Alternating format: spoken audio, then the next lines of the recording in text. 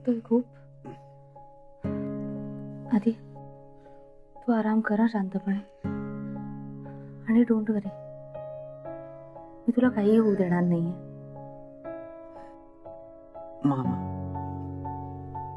मामांना कळवते, काळजी करतील.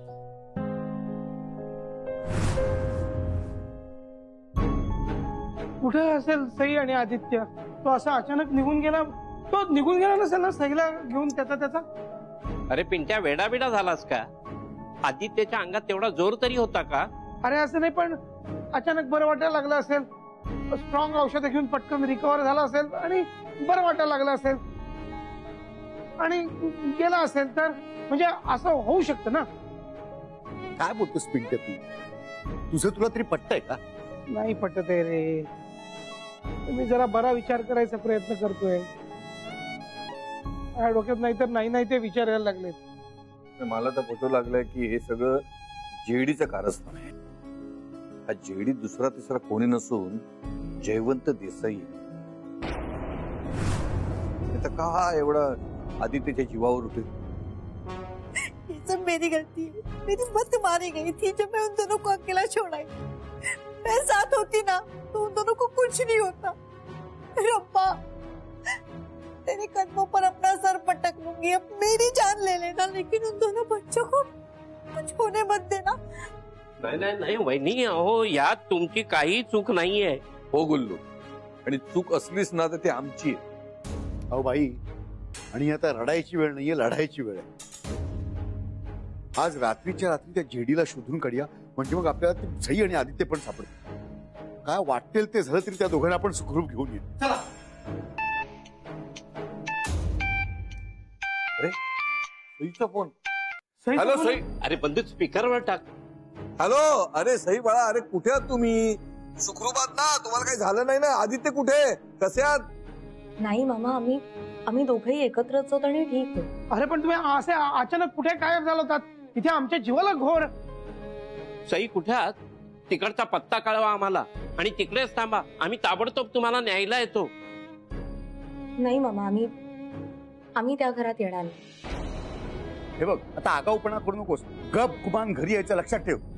अहो दादा मामा, ऐकून तर. पण नाही बिन नाही. आता मला ह्याच्यावरती वायफळ चर्चा नकोय. मला कळते का तुम्ही कोणाशी लढताय? ते जमणार आहे का तुम्हाला दोघांना? जमावं लागेल मामा, कारण आदित्यला तुम्हाला या सगळ्यापासून लांब ठेवायचं. आम्ही जर त्या घरी आलो ना तर तुम्ही सुद्धा संकटात सापडा. तुला कळते का ह्या सगळ्या संकटाचं मूळ खरं तर आम्हीच आहोत. म्हणजे मी काय बोलताय नक्की? तुम्ही आल्यानंतर सगळं सांगतो तुला मी. आत्ता फक्त एवढं सांग मला, तुम्ही आहात कुठे?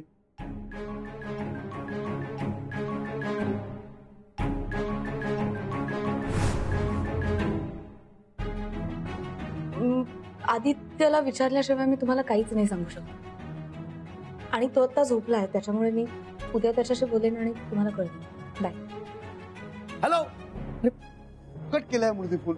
पत्ता न सांगता कट केला. आराम करा म्हणून काय सांगते? इकडे ह्या दोघांवरती एवढं संकट असताना इकडे मनाला आराम वाटेल का?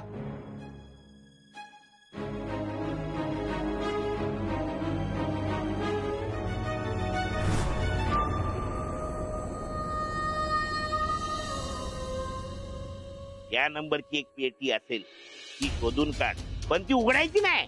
Aditya group of companies. ते आदित्य ग्रुप ऑफ कंपनीचे मालक विजय देसाई आणि त्यांची बायको ऍक्सिडेंट मध्ये गेल्या. तुमच्या जेडी साहेबांचा काय संबंध? संबंध आहे काय ते, पण त्याच्याबद्दल बोलायचं नाही, कारण जेडी साहेब खवळतात.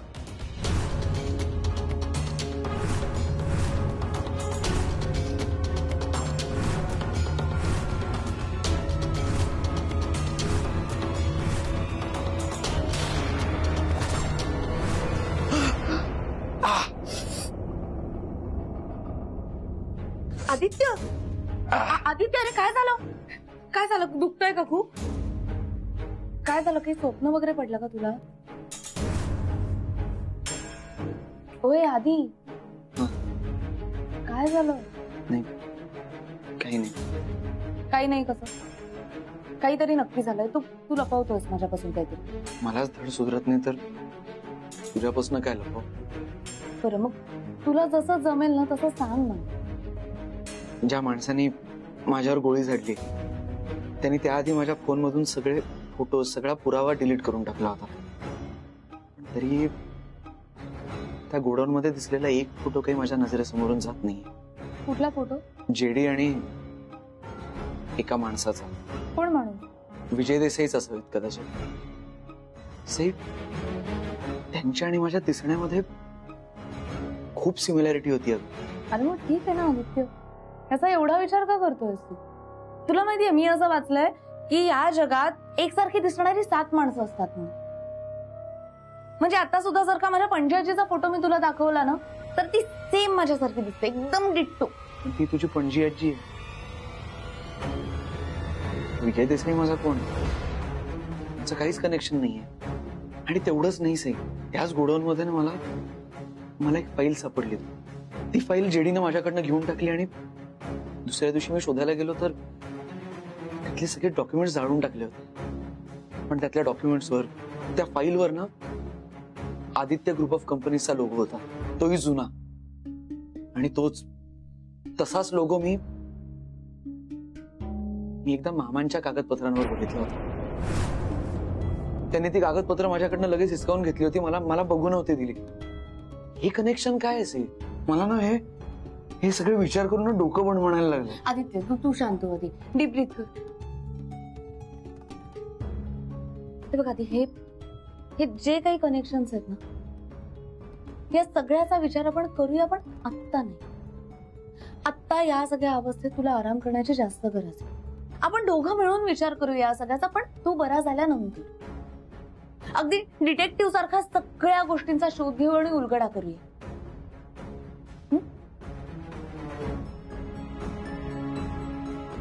बरं, तू आता थोडा वेळ पड शांत. ओके?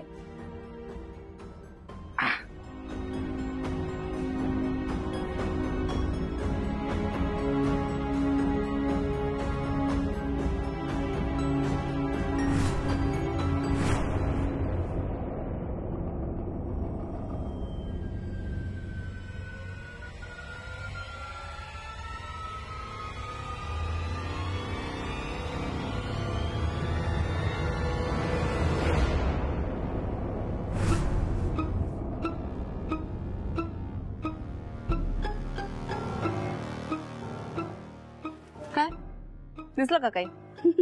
कुठं काय? नाही ना दिसलं काही. मग आमच्या खिडकीतून आत कशाला डोकावताय? 1 मिनिट. हे माझं घर आहे ज्यात तुम्ही भाड्याने राहता. हा, आणि मी घरात डोकावत नव्हते. मी जरा खिडकी बघत होते अगं, म्हणजे दुरुस्त करून घ्यावी का असा विचार करत होते. म्हणजे तुम्हाला त्रास होणार नाही ना त्या खिडकीचा. आम्हाला खिडकीचा अजिबात त्रास होत नाही, पण खिडकीतून आतमध्ये डोकावणाऱ्या माणसांचा त्रास होतो. हो ना, मला पण अशी माणसं अजिबात आवडत नाही.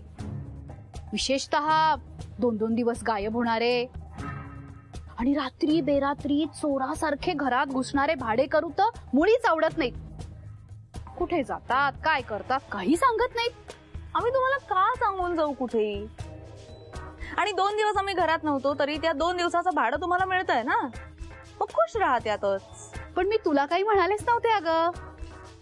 पण आता तुला तसं वाटलंय ना, तर मग माझ्या मनातली एक शंका तुला विचारूनच टाकते. तुझा नवरा आदित्य जखमी वगैरे आहे का? नाही म्हणजे दुसऱ्याला मार देताना लागलाय का दुसऱ्याचा मार खाताना लागलाय? तुम्हाला वाटतंय तसं काहीही नाही.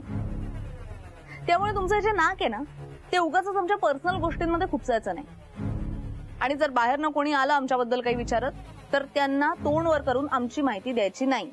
का ग? का काही केलंय का तुम्ही?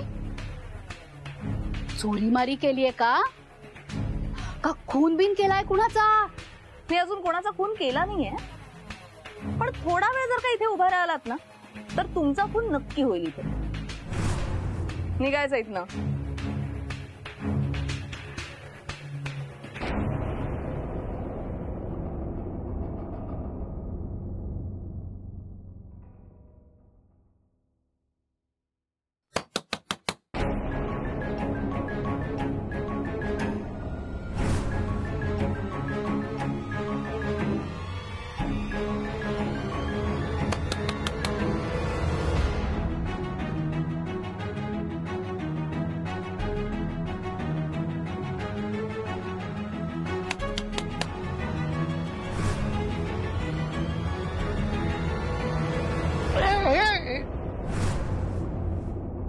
काय हे? पिंट्या मामा तुम्ही सॉरी. हो मी आलो इकडे, शेवटी शोधलंच तुम्हाला. आता कसं रंगे हात सापडले, आता नाही सोडणार. हा. अरे आधी शोधलं की नाही? चला चला चला, मी बॅगा घेतो. तुमच्या हाताला जे काय पटापटा लागेल ते उचला. चला आता इथलं पटकन. चला म्हणजे कुठे चला? कुठे कुठे काय? अरे वसंत स्मृती, काय बोलतोस? पिंट्या मामा आम्ही नाही येऊ शकत, सांगितलंय मी. अरे पण आप्पांना कुठे सांगितलंय? तू आप्पांना सांगायच्या आधीच त्यांनी फरमान काढलंय की सईला आणि आदित्यला घेऊन या म्हणून. हे बघ, आता मी काय त्यांचा शब्द मोडणार नाही. हा, माझ्या शब्दाला काहीच किंमत नाही. हे बादी, मी इथे ना सामान उचलायला आलोय. तुम्ही शब्दांची आणि वचनांची ओझी माझ्या डोक्यावर टाकू नका. जन्मभर मी हेच केलंय, आता बास झालं. तुला काय शब्दांशी खेळायचं ना ते घरी जाऊन खेळ. चल चल उठ पटकन, चल चल उठ. चल उठ. पिंट्या मामा ऐका ना, त्याची इच्छा नसेल याची तर कशाला उगाच. हे बघ सई, हा आधीच्या माझ्या किंवा तुझ्या इच्छेचा प्रश्नच नाहीये. आमचा बाप जो बसला ना तिकडे आप्पा, त्यांच्या जीवन मरणाचा प्रश्न आहे. त्यांची ही इच्छा आहे. चल चल उठ. अरे बाबा, हा विसरभोळा माणूस त्याच्या पोटच्या पोरांना ओळखत नाही, पण नातवाला आणि नातसुनेला मात्र अगदी चांगलं पक्क लक्षात ठेवतो. अरे ह्या वयात देवासमोर हात जोडत नाही, त्याचं नाव घेत नाही, पण तुमचं नाव घेत. अरे बाबा, तुम्हाला पाहिल्याशिवाय त्याला अन्न गोड लागत नाही, घशाखाली पाणी उतरत नाही. अरे चेहऱ्यावर हसूच काय कुठलेच भाव येत नाही. हो, तो माणूस तुमची वाट बघतोय आणि तुम्ही. हा आदित्य, तू आत्ताच्या आत्ता आप्पांना व्हिडिओ कॉल लाव. त्यांना समोरासमोर नाही, ऍटलीस्ट असं तरी भेट आणि बोल त्यांच्याशी. म्हणजे मामा तुम्ही बसा.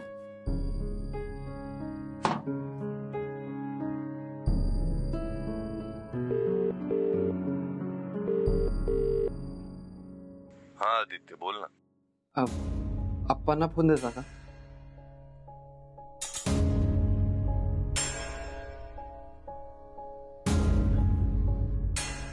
काय रे गुलामा, या म्हाताऱ्याची आठवण येते का तुम्हाला? का ना येते ना आप्पा, रोज येते, खूप येते. नाही यायला नको, अगदी यायला नको. काय की जवळचा माणूस लांब गेला ना की त्याची आठवण येते आणि त्याला आठवण येते. आता हे बघ ना, तुझी आई, बंधू आणि तुझी आजी दोघी मला सारख्या हाका मारत असतात. हाका मारत असतात, लवकर या लवकर या लवकर या, आणि मी येतो येतो म्हणून जात नाही. दरवेळी काहीतरी कारण काढून जाण्याचं टाळतो. पण आता हे जास्त वेळ चालणार नाही. त्या दोघी खूप रागवल्या आणि भडकल्या आहेत. दोघी केव्हाही येतील आणि मला खेचून घेऊन जातील. त्याआधी तुम्ही दोघे मला भेटा ना, आपण की नाही खूप मस्ती करू, मजा करू. तेवढं झालं ना की मी हसत आपल्या प्रवासाला जायला मोकळा.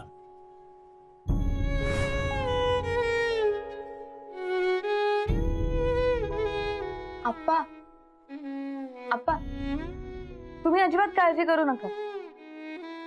मी माझ्या दोन्ही सासवांना चांगलं पटते. त्यांना सांगेन मी की तुम्ही तर आयुष्यभर घालवलंय आप्पांबरोबर, पण मी तर अजून 1च वर्ष घालवलंय. त्यामुळे मला अजून थोडा वेळ हवाय आप्पांबरोबर. त्यामुळे मी काही तुम्हाला सोडणार नाही. अरे मग या डब्यातून काय बोलताय? सरळ या आणि भेटा ना. येणार आहोत आप्पा, नक्की येणार आहोत. पण आता ना जरा बाहेर वेदर खराब आहे, काळे ढग आलेत ना खूप. आम्ही ना त्या ढगांशी फाईट करणार आहोत आणि मग एकदा का सगळीकडे लख्ख प्रकाश पडला की आपोआपच आम्हाला घराकडे याची वाट सुद्धा दिसायला लागेल ना, आणि तुम्हाला पण आम्ही समोर दिसू. नक्की मुक्की बरं, नक्की या आणि लवकर या. ढगांशी लढायला माझी गरज लागली तर मला सांगा, मी माझा सोटा घेऊन तुटून पडेल त्यांच्यावर.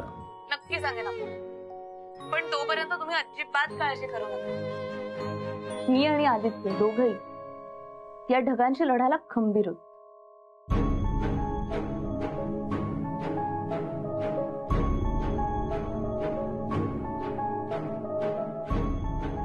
अरे हे प्रकरण दिसतं तितकं सोपं नाहीये आणि हे ढग नाहीये, चक्रीवादळ आहे.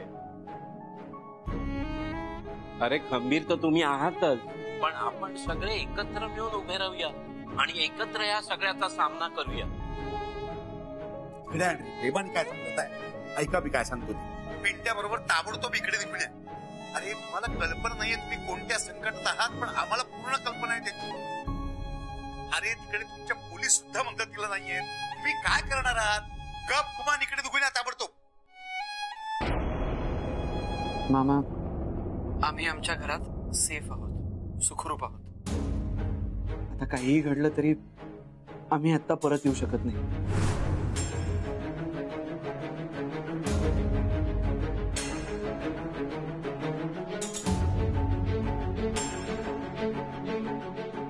मामा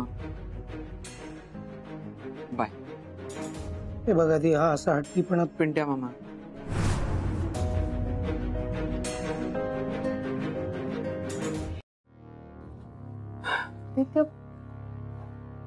पण नक्की बरोबर करतोय ना? सगळेच जण म्हणतात की तो जेडी खूप भयंकर आणि डेंजरस माणूस आहे. आपण एकट्याने त्याच्याशी फाईट करणं कठीण आहे खूप. आपण इम्पॉसिबल गोष्टी पॉसिबल करण्याची हीच वेळ आहे. हे बघ, तू माझ्यावर फक्त विश्वास ठेव. मला विश्वास आहे आपण दोघं एकत्र असलो ना तर आपल्याला जमेल. त्या जेडीपासून लांब पळण्यापेक्षा त्याच्या दिशेनं गेलं पाहिजे आपल्याला. मगच आदित्य ग्रुप ऑफ कंपनीजला वाचवता येईल आणि त्या फोटोमध्ये जो माणूस होता कोण होता, त्याचा या सगळ्याशी काय संबंध आहे हेही शोधता येईल. सई बिराजदार, आपल्या आयुष्यातलं हे सगळ्यात मोठं ऍडव्हेंचर असणार.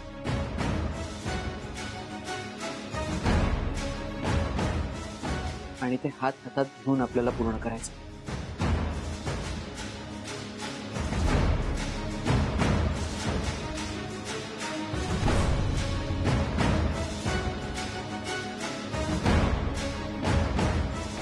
कुर्सी की पेटी अब बांध लो, क्योंकि ये हवाई जहाज अब उड़ान भरने वाला है.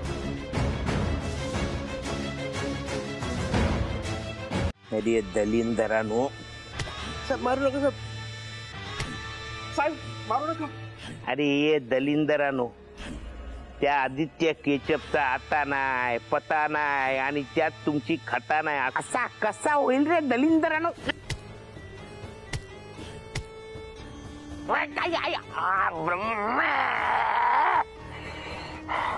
साहेब मारू नका साहेब. ये चुप. अरे मारू नको तर काय तुला मांडीवर बसून अंगूर खायला घालू का? तुझा मंदिर बांधू? चला एक काम धडवत नाही तुमच्यानी. या कामाच्या नादात माझा काम तमाम झाला ना तर मला पण असा लटकावा लागेल तुमच्यासारखा. माहिती दलिंदर.